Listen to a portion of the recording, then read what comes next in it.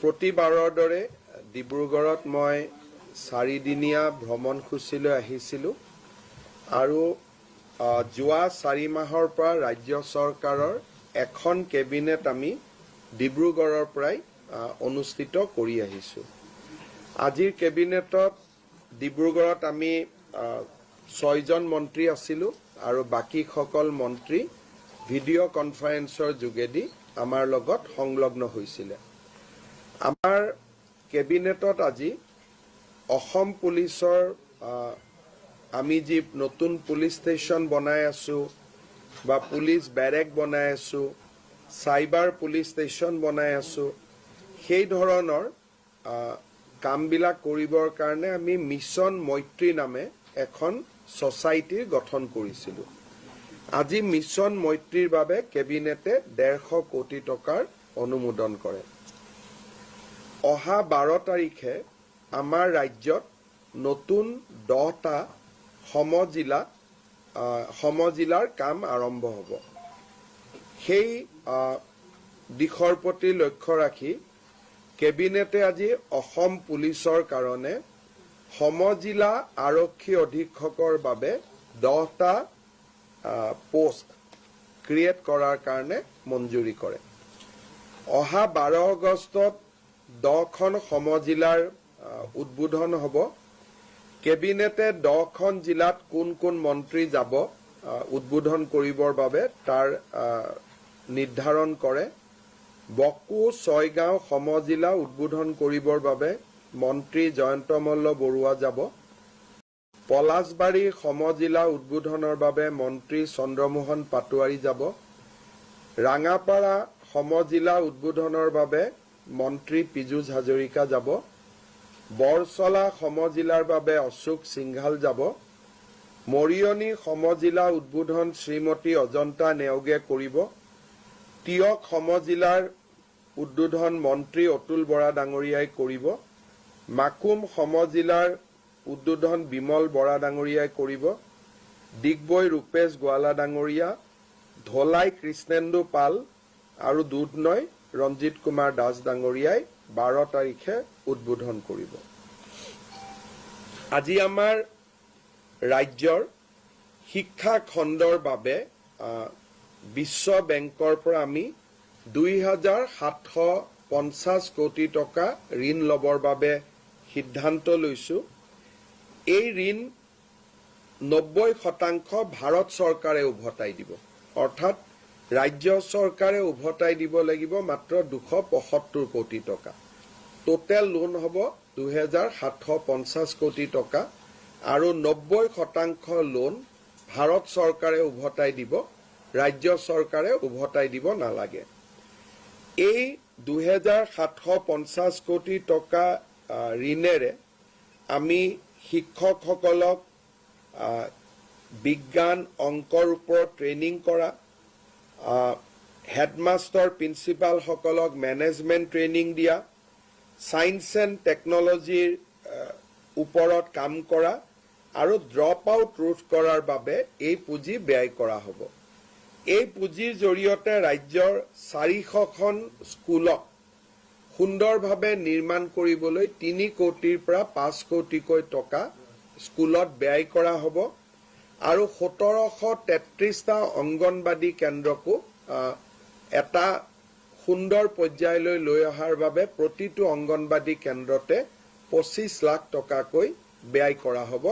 1733 অংগনবাদী কেন্দ্ৰত। ৰাজ্যৰ শিক্ষা খণ্ডত ই এক নতুন দিগন্তৰ সূচনা কৰিব। আমি বহুদিনৰ পৰা জাপানত অসমৰ শিক্ষিত ল'ৰাক চাকৰিৰ বাবে পঠিয়াবৰ বাবে এডভান্টেজ অসমৰ সময়ত কৰা চুক্তিৰ বিষয়ে আলোচনা কৰিছিলোঁ। জাপানৰ পৰা 3টা কোম্পানীয়ে জাপান চৰকাৰৰ পৰা বিধিবদ্ধ অনুমতি লৈ অসমৰ যুৱক যুৱতীসকলক জাপানীজ লেংগুৱেজত শিক্ষিত কৰিব খুজিছে। জাপানৰ এই কোম্পানী 3টাৰ নাম হ'ল এছিয়ান ওৱান কোম্পানী লিমিটেড, জেচিক্স ভেঞ্চাৰ লিমিটেড আৰু মাইকো কেৰিয়াৰ পাৰ্টনাৰ্ছ লিমিটেড। এই 3টা কোম্পানীয়ে অসমৰ ল'ৰাক জাপানী ভাষাত শিক্ষিত কৰিব আৰু জাপানত নিশ্চিত নিয়োগৰ সুবিধা দিব আৰু জাপানত যেতিয়া আমাৰ ল'ৰাই কাম কৰিব ইণ্ডিয়ান ৰুপিজত মাহত প্ৰায় 2.5 লাখ টকালৈকে উপাৰ্জন কৰিব পাৰিব এই বিষয়ে আমি এই তিনিটা কোম্পানীয়ে অসমত অহাৰ পিছত আলোচনা কৰাৰ পিছত আমি আৰু আপোনালোকক তথ্য দিব পাৰিম এই ট্ৰেইনিং প্ৰগ্ৰাম বিলাকত 3.5 লাখ 4 লাখ টকা পৰ্যন্ত খৰচ হয় ইয়াক যাতে ল'ৰা ছোৱালীয়ে খৰচবোৰ বহন কৰিব পাৰে সেই কাৰণে ৰাজ্য চৰকাৰে 1.5 লাখ টকাৰ ৰাজ সাহায্য আগবঢ়াব বাকি টকা ষ্টুডেণ্টে বেংকৰ পৰাও ল'ব পাৰিব বা নিজেও ইমানখিনি পুঁজি তেওঁলোকে ব্যয় কৰিব পাৰিব কাৰণ 3 মাহ জাপানত দৰমহা পোৱাৰ লগে লগে তেওঁলোকৰ মূল বাজিটো বিনিয়োগ কৰিছিল হেতু লগে লগে তেওঁলোকে উভতাই দিব পৰা পৰ্যায়ত আহি যাব আমি প্ৰথম পৰ্যায়ত 3000 অসমৰ ল'ৰাক জাপানত চাকৰি কৰিবৰ কাৰণে জাপানীজ ল্যাঙ্গুৱেজ ট্ৰেইনিং দিব খুজিছো আৰু বহুত সময়ত কোনোবা ল'ৰা ছোৱালী যদি জাপানতো যাব নোখোজে জাপানৰ ইমান কোম্পানী এটা ইণ্ডিয়াত আহিছে তেওঁলোকে ইণ্ডিয়াতো কাম কৰিব পাৰিব জাপানীজ কোম্পানী ইন ইণ্ডিয়া এই আঁচনিখন যাৰ নাম আমি CM ফ্লাইট বুলি দিছো chief minister foreign language initiative for global human talent so এইটো আমাৰ এডভান্টেজ অসমত আমি ঘোষণা কৰিছিলো আজি তাক আমি এটা সম্পূৰ্ণ ৰূপ দিলো ইয়াৰ প্ৰত্যেকজন ট্ৰেইনিং লোৱা ল'ৰা ছোৱালীক ৰাজ্য চৰকাৰে 1.5 লাখ টকাৰ স্কলাৰশ্বিপ দিব আজি আমি আৰু এটা বহু ৰাইজৰ উপকাৰ হ'ব আমি সিদ্ধান্ত লৈছো আপোনালোকে জানে যে আজিকালি গুৱাহাটী ডিব্ৰুগড় যোৰহাট শিলচৰ বহুত মহানগৰীত মানুহ ফ্ল্যাটত থাকে যেতিয়া এবাৰ ফ্ল্যাট নিৰ্মাণ হৈ যায় তাৰ পিছত ফ্ল্যাটটো পৰিচালনা কৰাৰ দায়িত্ব ফ্ল্যাটৰ আবাসীসকলৰ ফ্ল্যাটত বহুত ৰিটায়াৰ্ড মানুহ থাকে যেতিয়া ফ্ল্যাটবোৰত কেতিয়াবা ট্ৰান্সফৰ্মাৰ নোহোৱা হৈ যায় কেতিয়াবা পানীৰ ডিপ টিউবেল বনাব লাগে বা কেতিয়াবা ফ্ল্যাটটোক মেৰামতি কৰিব লাগে বিল্ডাৰজনেতো মেৰামতি নকৰে বিল্ডাৰজনে তেওঁলোকক দি থৈ গুচি গ'ল ৰাইজে কষ্ট পায় সেই কাৰণে প্ৰয়োজন সাপেক্ষে ফ্ল্যাটত সামূহিক কাম কোনো ব্যক্তিগত কাম নহয় সামূহিক কাম কৰিবৰ বাবে এতিয়াৰ পৰা MLA সকলেও ফান্ড দিব পাৰিব আৰু ৰাজ্য চৰকাৰেও বিভিন্ন বিভাগৰ পুঁজি প্ৰয়োজন অনুসৰি দিব পাৰিব আনটাইড ফাণ্ডে হওক বা আন মিউনিচিপালিটিয়ে বিচাৰে কিবা ফান্ড দিব বিচাৰে তেওঁলোকে এতিয়াৰ পৰা ফ্ল্যাটতো পুঁজি দিব পাৰিব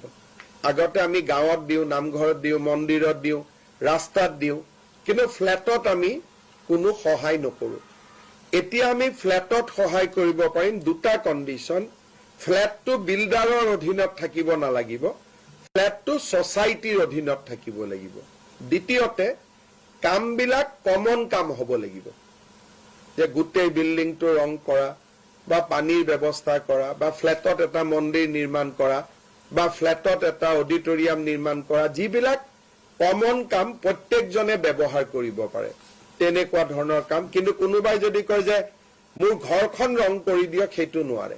কিন্তু ফ্ল্যাটৰ বাহিৰটো ৰং কৰিব লাগে তাত চৰকাৰে ইচ্ছা কৰিলে সহায় কৰিব পাৰিব দ্বিতীয়তে আমি নতুন ডিপাৰ্টমেন্ট এটা কৰিছিলো আমাৰ ষ্টাৰ্টআপৰ বাবে আজি আমি এই কামখিনি আগবঢ়াই ল'বলৈ ডিপাৰ্টমেন্টৰ অধীনত আমি ডিপাৰ্টমেন্ট অফ ইনকিউবেশ্যন আৰু ষ্টাৰ্টআপৰ অধীনত Assam innovation and startup foundation নামে সেকশন 8 কোম্পানী এটা গঠনৰ অনুমতি দিও আমি লাহে লাহে ষ্টাৰ্টআপ ইকোসিস্টেমটো শক্তিশালী কৰাৰ কাৰণে এই সিদ্ধান্ত গ্ৰহণ কৰিছো ই ৰাজ্যৰ ষ্টাৰ্টআপ সকলক যথেষ্ট সহায় কৰিব আজিৰ কেবিনেটত মুখ্যতঃ এইকেইটা সিদ্ধান্ত গ্ৰহণ কৰা হৈছে অতিৰিক্তভাৱে মিছন বসুন্ধৰাৰ অধীনতো আৰু 500টা অনুষ্ঠানক আজি কেবিনেটে ভূমি আবণ্টন কৰে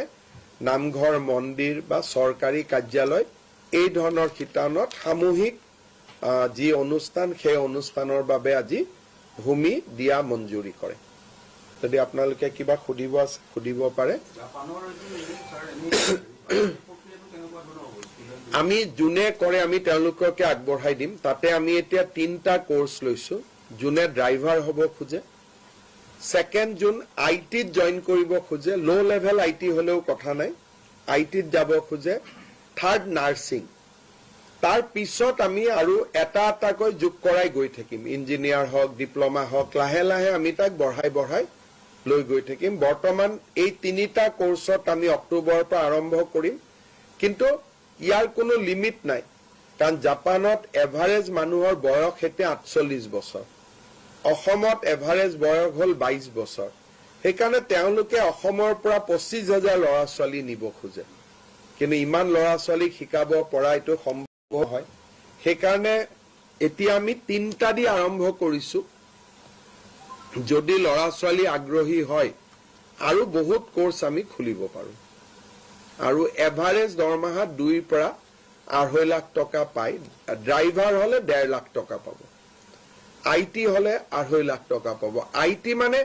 সফটওয়্যাৰ ইঞ্জিনিয়াৰ হ'ব নালাগে সাধাৰণ কম্পিউটাৰ ট্ৰেইন হলে হ'ল